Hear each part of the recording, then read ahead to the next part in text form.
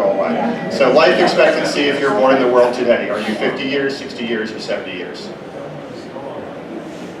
Here we go. Okay, question 5. There are 2 billion children in the world today, aged 0 to 15 years old. How many children will there be in the year 2100, according to the United Nations? The same age bracket. Yeah, how many children? Same age bracket. 4 billion, 3 billion, or 2 billion? There's 2 billion today. What's going to happen by 2100 for children?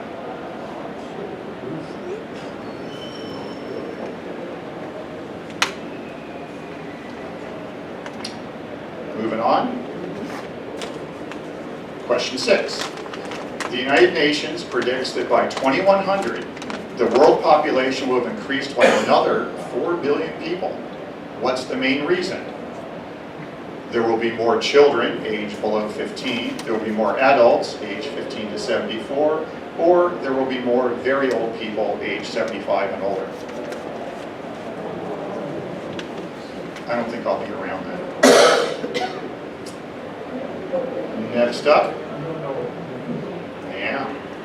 So how did the number of deaths per year from natural disasters change over the last 100 years?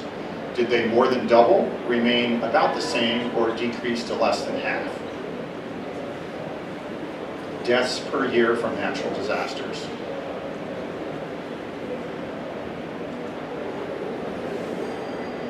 Happy? Absolutely. Number 8. Ooh, a map. There are roughly 7 billion people in the world today. Which map shows best where they live? And it has a little bit of meeples there, and each symbol represents a billion people. So I'm going to describe this for the tape, just in case someone's taking the quiz on the tape. Choice A has a billion in North and South America, a billion in Africa, a billion in Europe, and I don't know what's over to the right of Europe, Russia or whatever, Asia, but 4 billion in Asia. Choice B puts 1 billion in North and South America, 1 billion in Europe and Russia, 2 billion in Africa, and 3 billion in Asia. And choice C puts 2 billion in North and South America, 1 billion in Africa, 1 billion in Europe, Russia, and 3 billion in Asia. You guys must have written something down. Here we go. 9. How many of the world's 1-year-old children today have been vaccinated against some disease? 20%, 50%, or 80%? Many of the world's 1-year-old children today. Yeah.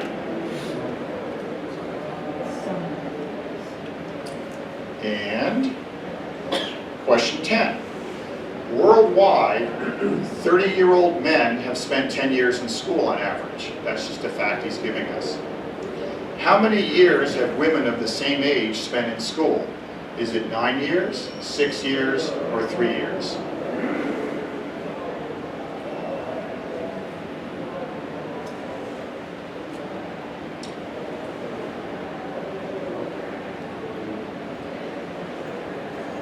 Number 11. The Lions and Tigers and Bears question. In 1996, tigers, giant pandas, and black rhinos were all listed as endangered. How many of these 3 species are more critically endangered today? 2 of them, 1 of them, or none of them?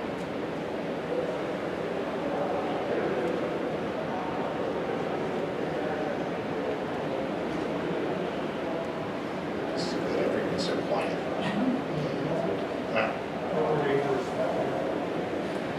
Number 12.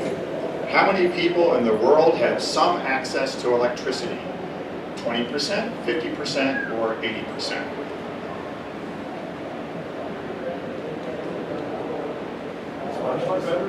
What's some access? I would say that if you were in a village in Africa and had a solar panel on a roof, it's something that you could go plug in and charge your cell phone for an hour a day, then that would count. Or if you're in India where the power fails all the time, that would count. but I'm just making that up, I don't know. It's not my questions. First two questions. Yep, I agree. Question 13, last question. Global climate experts believe that over the next 100 years, the average temperature will get warmer, remain the same, or get colder.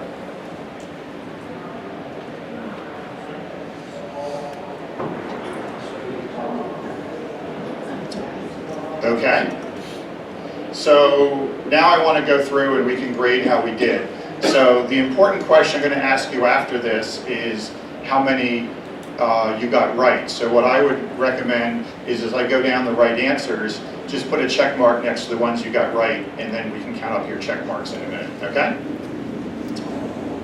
So the answers are, question 1 was C, question 2 was B, question 3 was C, 4 was C, 5 was C, 6 was B, 7 was C, 8 was A, 9 was C, 10 was A, 11 was C, 12 was C, and 13 was A.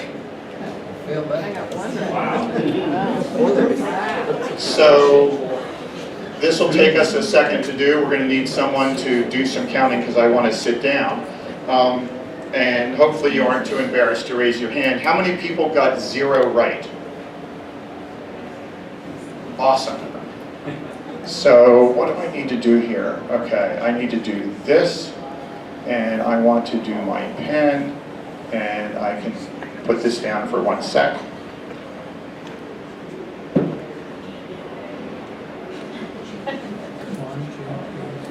How many people got 1 right?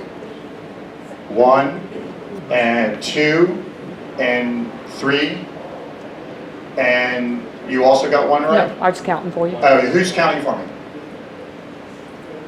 I got We got 4, okay, and I gave the quiz to 1 more person earlier today, and they got 1 right. So I'm going to call it 5. How many got 2 right? Oh, lots of people did 2. Tell me the number. What you got?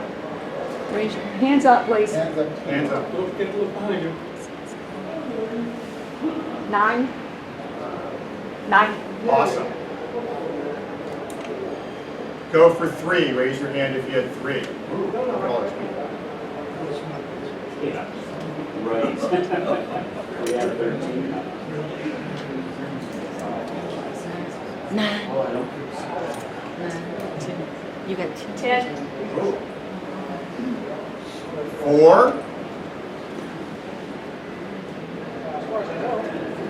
8. 5 is interesting because it's what I got, my wife got, and my daughter got. And Don got. 5, I'm going to count you, Don. Raise your hand because you took it last night. 6, 7, counting you. Yeah. How many got 6 right? 1, How many got 7 right? 2, Yay, Doc. 8 right? 1, Ooh. Have you read the book? I don't know what book it is. 9 right?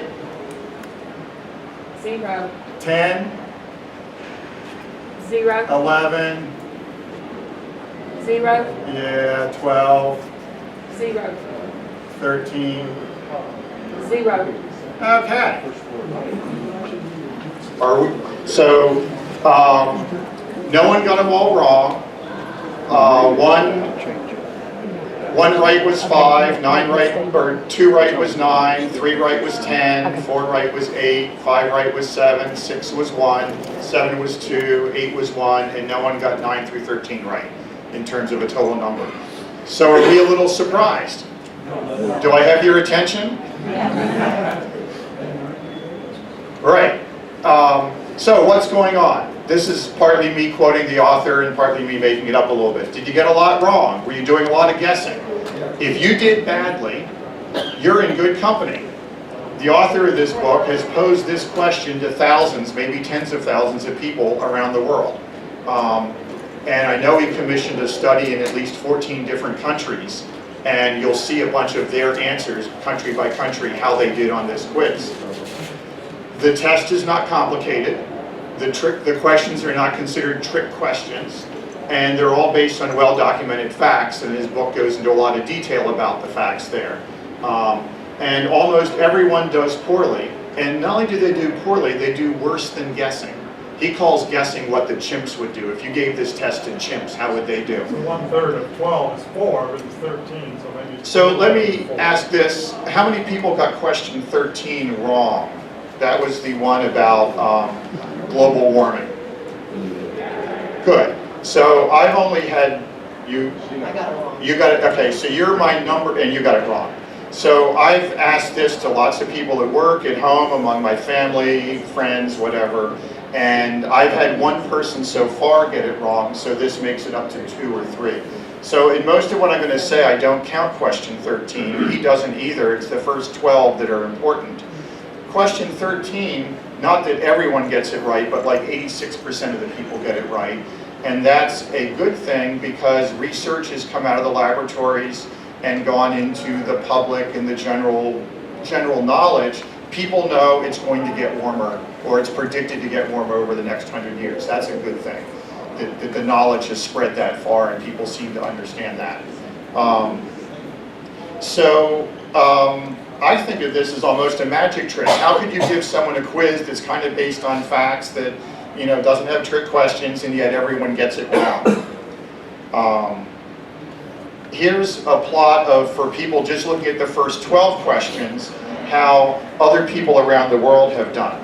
So what we notice is the number of correct answers, like guessing would be 4 right, the number of people who got 0 through 3 right is pretty high, 80% of the people he quizzed, and I bet that comes close to what we had in our room. We could go back, and I didn't do the math, but I think it's pretty close. Like, I bet we matched the rest of the world, or yeah, the rest of the people he quizzed. So I'll tell you the answers to some of these because you might be interested. The question 3 was in the last 20 years, the proportion of the world's population living in extreme poverty, what's happened to it? And the answer is it's almost halved. My graph here is for each of these countries, what percentage of the people who were asked that question got it right. So in the US, only 5% of the people he quizzed got that question right. One reason that Norway, Sweden, and Finland have a higher percentage is he's from Sweden, and he's been preaching about this stuff for 20 years, and a few people have been listening and remembering the answer. This is just something that people don't know. The other thing he points out is this is the most amazing thing that's happened in his lifetime. In the last 20 years, for the number of people living in extreme poverty, whatever that's defined as, has gotten cut in half. That's amazing. That's a good thing that we kind of didn't collectively know or have on the tips of our tongues. Here's another one. How many of the world's 1-year-old children today have been vaccinated against some disease?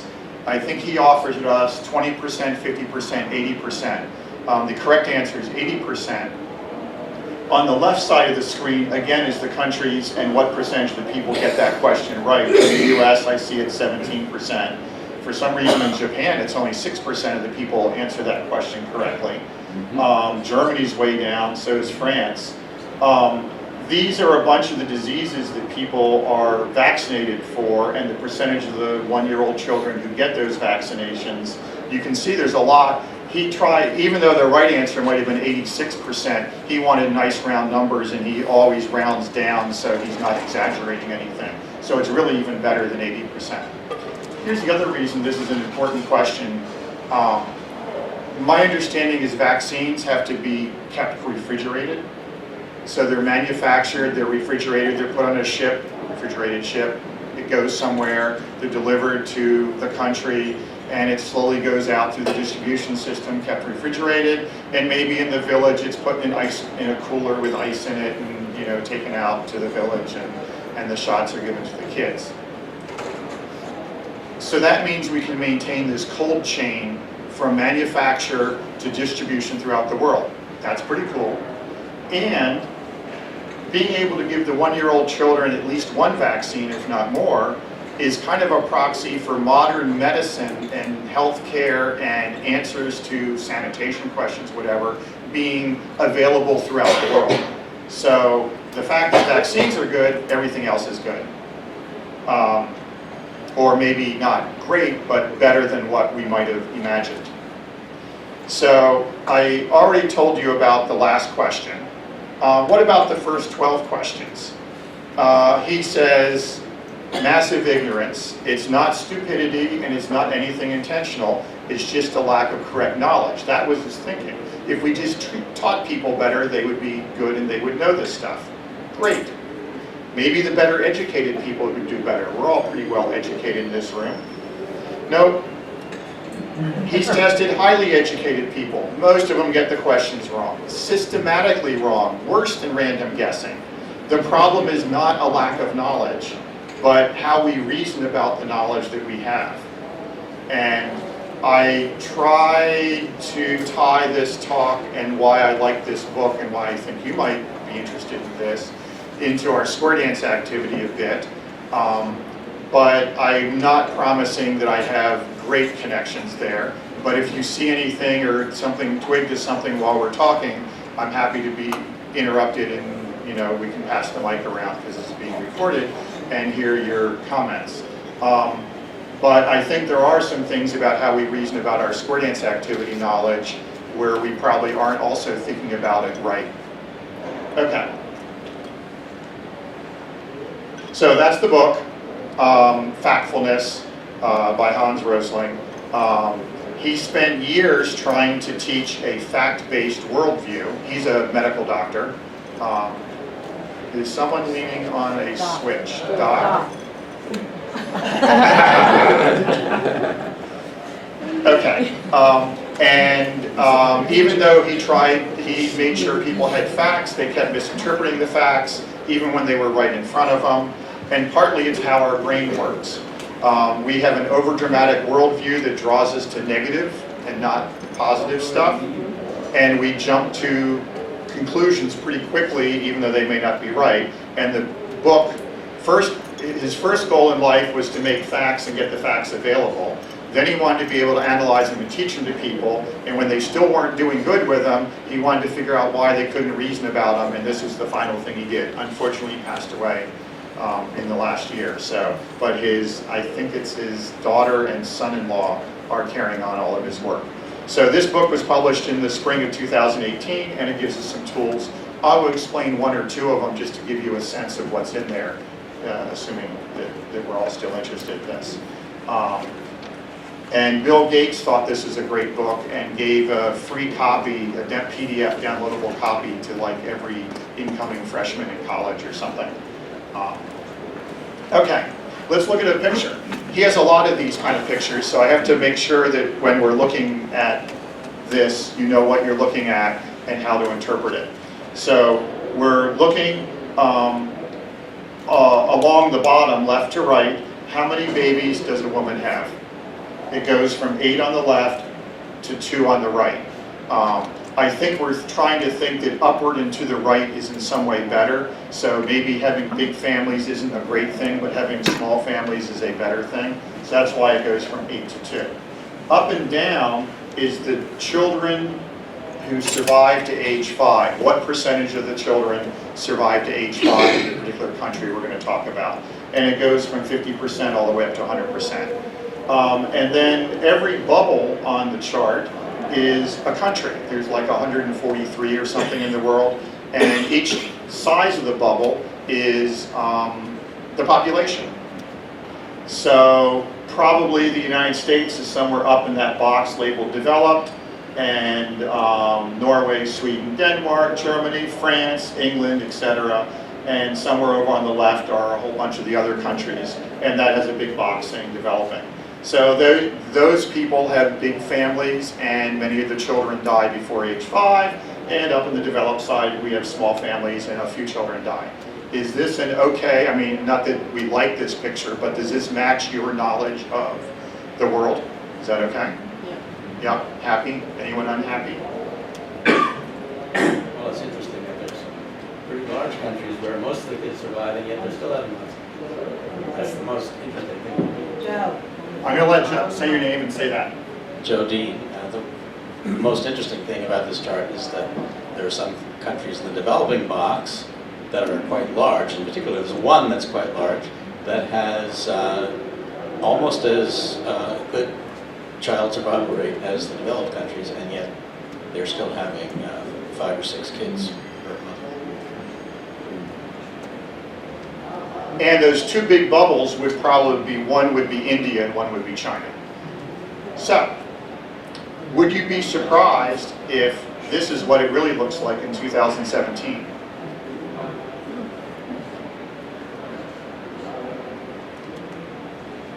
This is what it looked like in 1965. I was probably 11 years old in 1965, and that's kind of what I was indirectly taught, or that was my worldview. And my worldview hasn't changed. Maybe that one? Yes, that one. And my worldview hasn't changed in all those years. So that's 1965, that's 2017.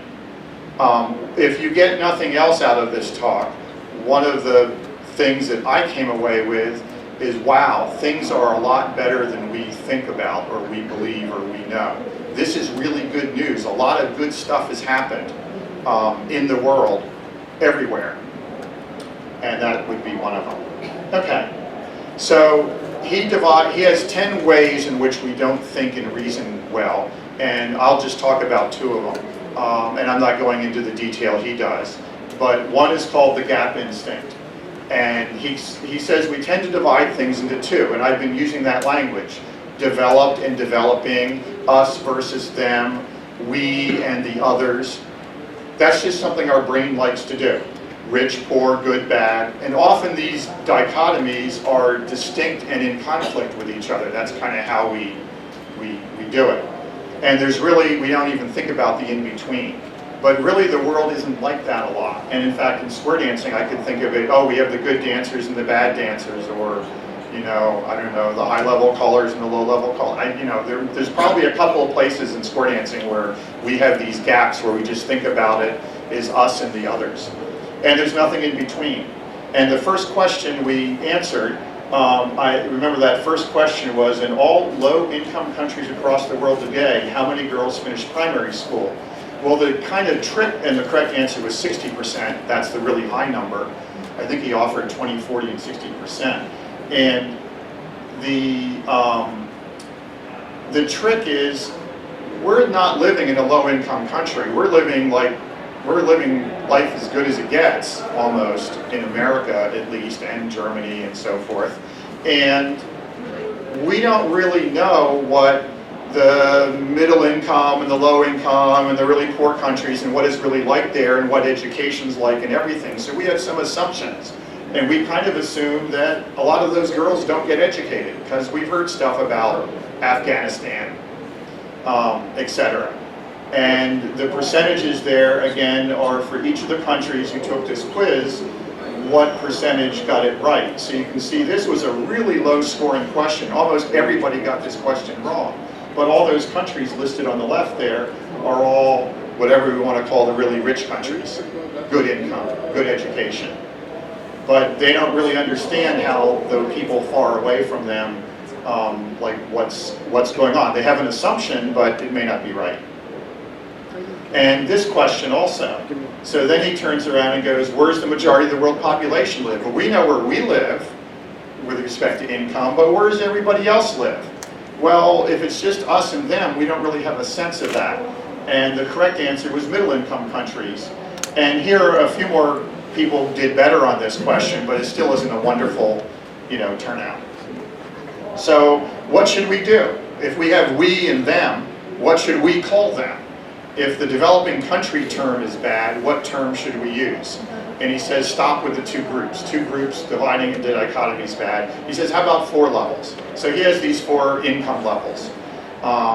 And level 1 is like $0 to $2 a day, and level 2 is $2 to $8 a day. Level 3 is $8 to $32 a day, and level 4 is more than that. And there's 8 billion people, and 1 billion's on level 1, 3 billion on level 2, 2 billion on level 3, 1 billion on level 4. So maybe there's 7 billion today, oops, or maybe there's some fractions that aren't shown, I don't know. So there we have it. He worked with the, I'm going to make it up, maybe World Health Organization to try to get them to stop using developed and developing. And after like 17 years of working with them, they've now adopted something that has, you know, more groups and is more representative. So this is a pretty cool bubble chart that I want to talk about for a bit. And left to right is income. Across the top you see he labeled it income level 1, 2, 3, and 4. And this is in per person, per year, GDP per capita, just inflation adjusted, etc. But let's just assume it's okay across the bottom. You have more money if you're more on the right. Up and down is life expectancy. The low life expectancy is 50 years. The high life expectancy is 85 years on this chart. And the bubbles, he color-coded according to these 4 different groups in the world, which was that same thing we answered on the map. So the green is North and South America. I think I see, hold on. Let me grab your mic for 1 sec, just so I can point rather than being tethered. So we would have this be the United States. Probably, what do we think? China and India. And then a lot of the African countries, unfortunately, are down and to the left. I can point at some of those. But what I'd like to do,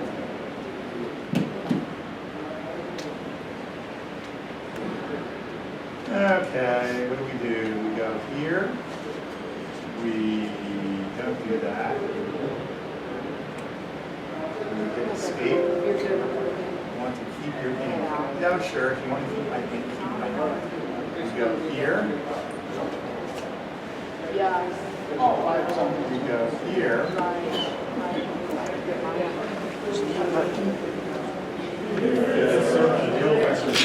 Kind of go in circles for a while. But by about 1980, you're going to see China and India just like, we're on a wagon train up and to the right, and it's doing pretty good. And look, we're already up by 1970. The health is up at 70 years life expectancy. We're up to 85. So we any world trade or something like that? Whoa, something bad happened there. Some African country. Oh, Rwanda genocide? What was the Herzegovina and all that? Another 1 or 2 countries. One of them's really bouncing around over here. This one.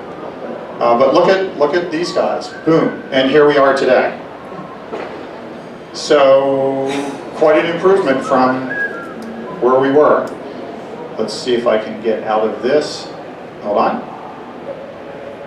And what do we want? We want PowerPoint.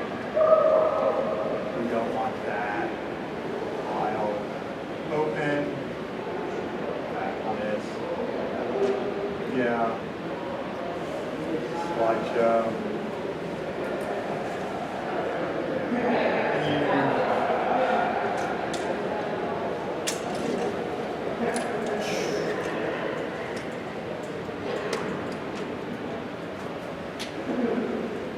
So, in our activity, do we think we have any examples of the gap instinct, where we're dividing things into 2 where it really should be a bigger range? And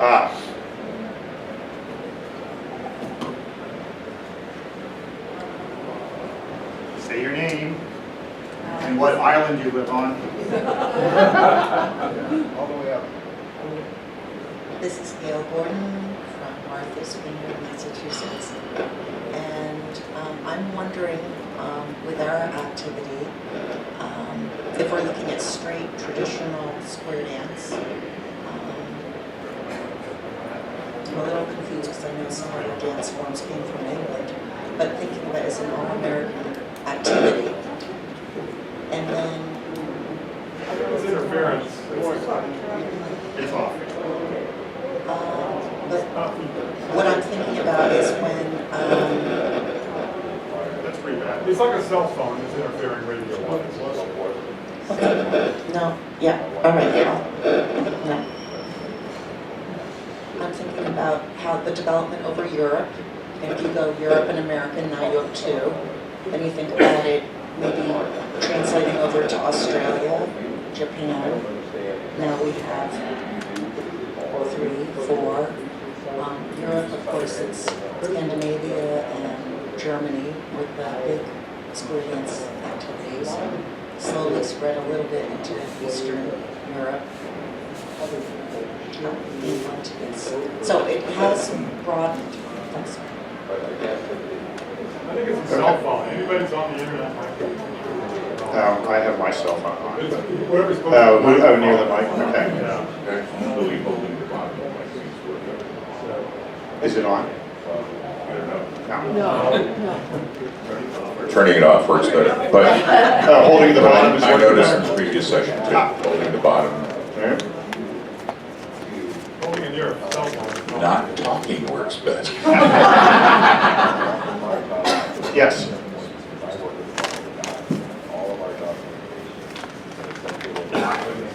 Any other, you got a comment, Mike? Mike, here's the mic. Mike Pogue from California. We have those Contra people. Yep. They're the others. The others, okay. Or the folk dancing in general. Folk right? dancing in general. Mhm. All those other people. Right, and there is, we think of it us versus them, and yet we know there's a continuum among it, and some of us do Exactly. both, et cetera. That's a good example. Anybody else have an idea, question? Jay Goswald, the young and the old. Oh, There's the kids that are over there, and then there's us adults. that's good. And maybe longtime dancers and the new dancers. Can we get the mic back to that corner? Yeah, that other corner, that other piece of the room. Push it up so it might be. There's the puzzle solvers, Christopher Schluter from North Carolina. There's the puzzle solvers, you know, the advanced, or the DVD plus and above, and then there's the square dancers. They're- right. The real dancers, as opposed to those Yeah. others. Okay. Okay, let's stop there for a second. I'll keep going, but keep thinking. So how do we not fall into this gap instinct? And he has 3 solutions, and he goes into more detail, but he talks a bit about comparing averages. If you have something that you took lots of data and has an average of this, and something over here that has an average of that, and you just compare the 2 averages, you don't really know what you've got. If you drew the actual data and saw the whole curves and saw what they look like, they may overlap a lot or not. He loves data, but just comparing averages can be a dangerous thing. Also comparing the extremes. We often on the news hear about this extreme here and that extreme there and how horrible this is, when in reality most of what's going on is somewhere in the middle. So don't compare extremes, or be careful if you're doing that. The view from up here, the view from where you are, like here we are in a level 4 country, and we make all sorts of assumptions about what's going on in a level 1, 2, and 3 country when we don't really know what's going on.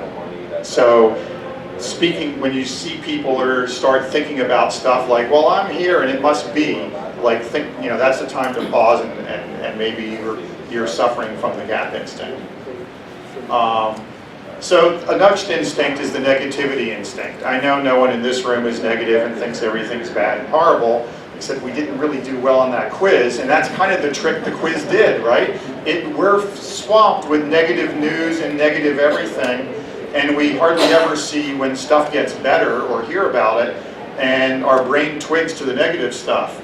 So we notice the bad more than the good, things are getting worse, and so forth. So what's happening in the world? Here we quiz some people. This is not one of your quiz questions. This is, overall, do you think the world is getting better, staying the same, or getting worse? And that was asked in a whole lot of countries by, I think, the Nielsen surveys.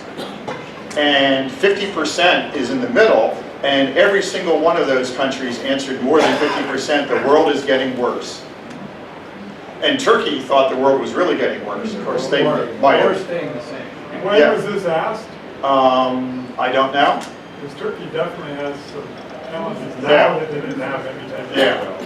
Well, this is certainly within the last year or two, I think. Contemporary, yeah, there's problems. with Yeah. Turkey. So there are many bad things in the world, but let's look at extreme poverty. From 1800 to 2018, the percentage of the world living in extreme poverty from 0% to 100% in 1800 is 85%. Blah, blah, blah, blah, blah, we're down to 9%. That's pretty good. And in fact, in the last 20 years, it's halved. Extreme poverty. Extreme poverty is like, $1 a day, you have to walk for half an hour to get your water, you can't earn any money, you starve a lot, or you have hunger, etc. It's a pretty bad thing. Okay. Life expectancy. From 1800 to 2018, 2017, it's gone from 31 years up to 72 years. There's been certain blips, Well, and modern medicine. Spanish flu got all the credit for World War I.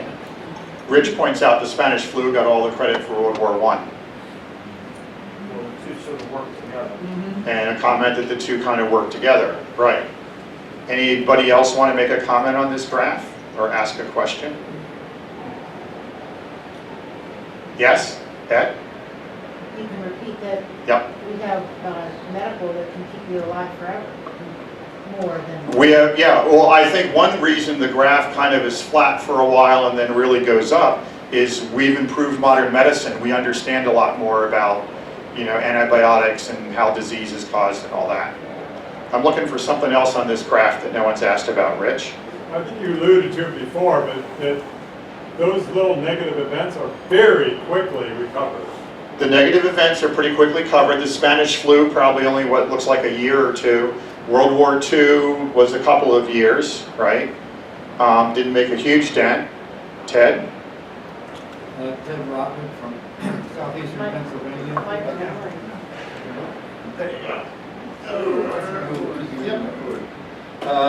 I got the impression, I don't know whether I'm right or not, but one of the reasons that life expectancy went up is not that people that made it to 25 and 30 are living that much longer, they're obviously living somewhat longer, was that the deaths at birth significantly went down in this period where we were going up, and that's part of the reason. I don't know the answer, but I think that's a good guess. Here's the thing I'm waiting for someone to ask about. What's that blip after World War II? Yeah. 1960. 1960. What happened in 1960? Vietnam and all that. Someone guessed Korea? Vietnam, Korea. Polio. People are shaking their heads no. Polio. People are saying no. AIDS. It's not AIDS. This is huge, right? This is almost the effect of World War II, only in 1960. Could have been a baby boomer generation after. Baby boom generation after? No. What if I gave you a hint and says it wasn't reported in the English news until what was it, 1989 I said?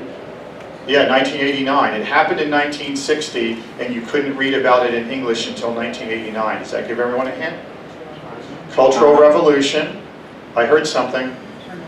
China? Okay, let's talk about China.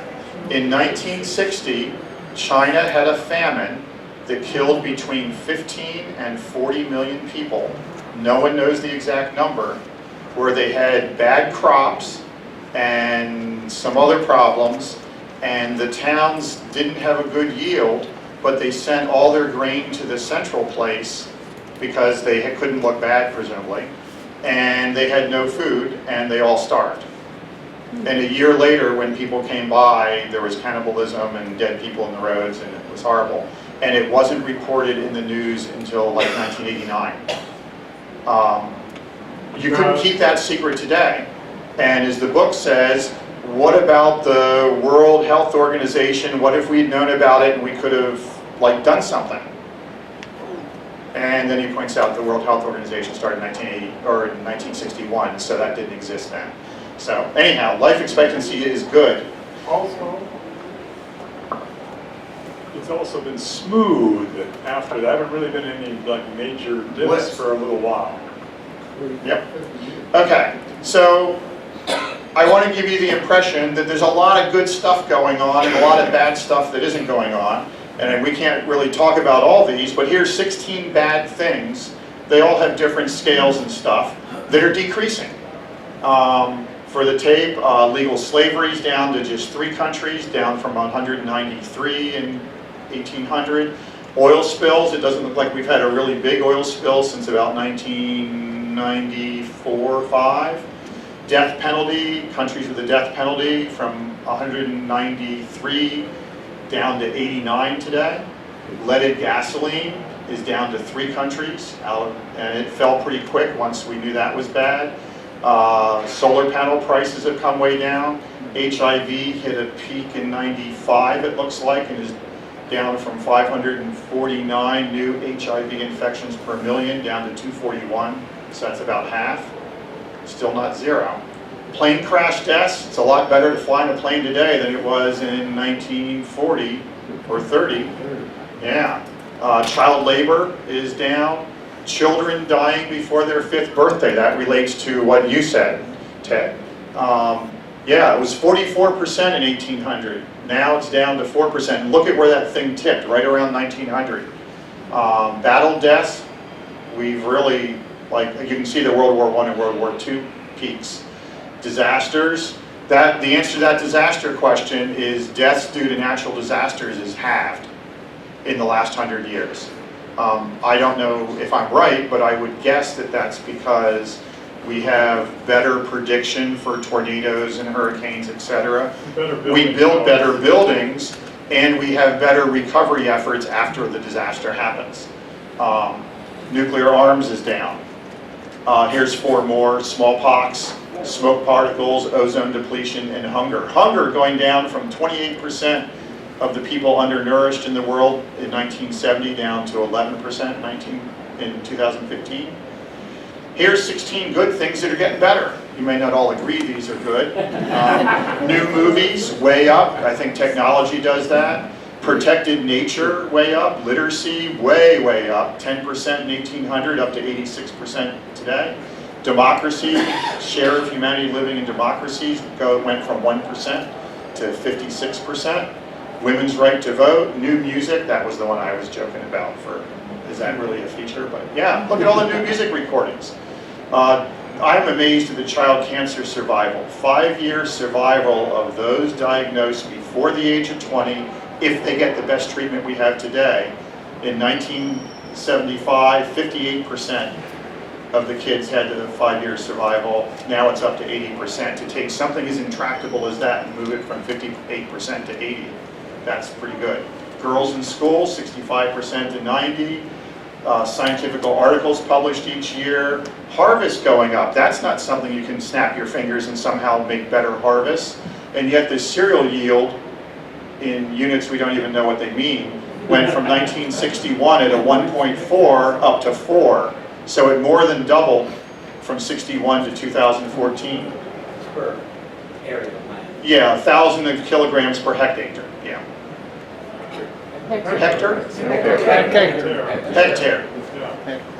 Learn a vocabulary word, give a talk. Electricity coverage, share of people with some access to electricity, it's up to 85%. And there's the last 4.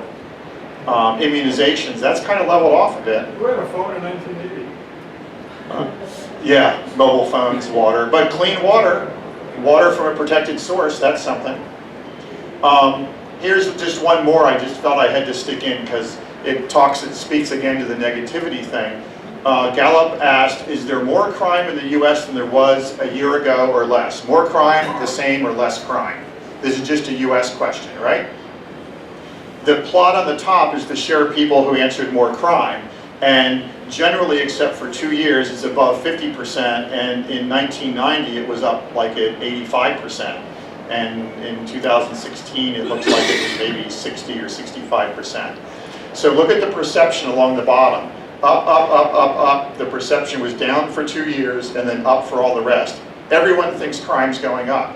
What's the reality? Look at the reality line, right? It's generally down, a few times the same, and only once was it up.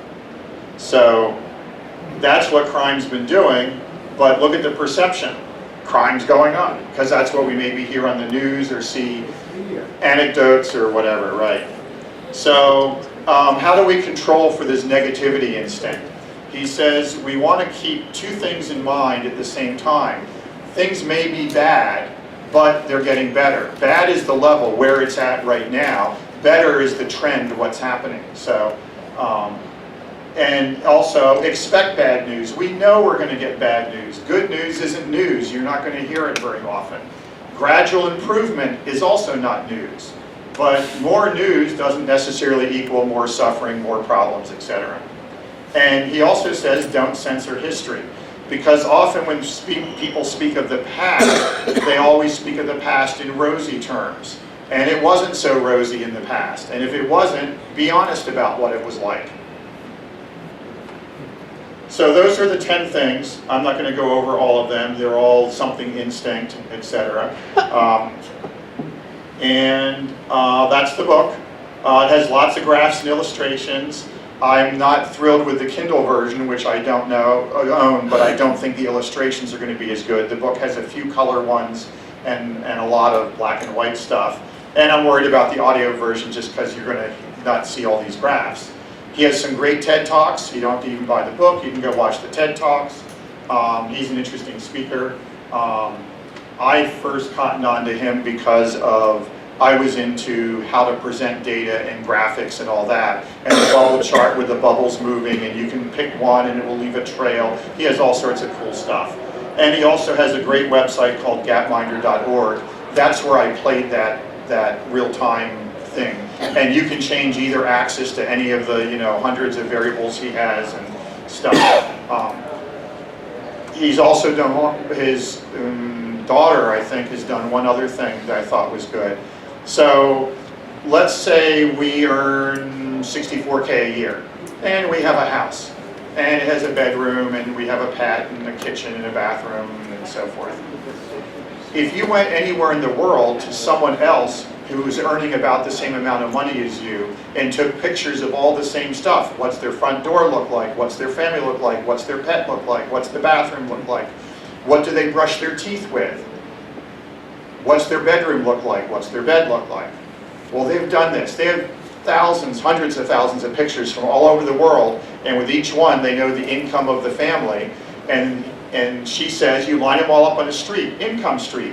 The poor people live at this end, the rich people live at this end, and you can pick some people, and you can scroll and see pictures. And what you'll discover is, be it in the US, in Canada, in Japan, in Turkey, if you have about this much income, this is what you live like, this is what it looks like, this is what your bathroom is like, this is what your bedroom's like, these are what your pets are like, this is what your meal looks like. And if you slide it down and go, what do the poor people look like? Time up? Good. Let's see if there's a next slide. Oops, we're done.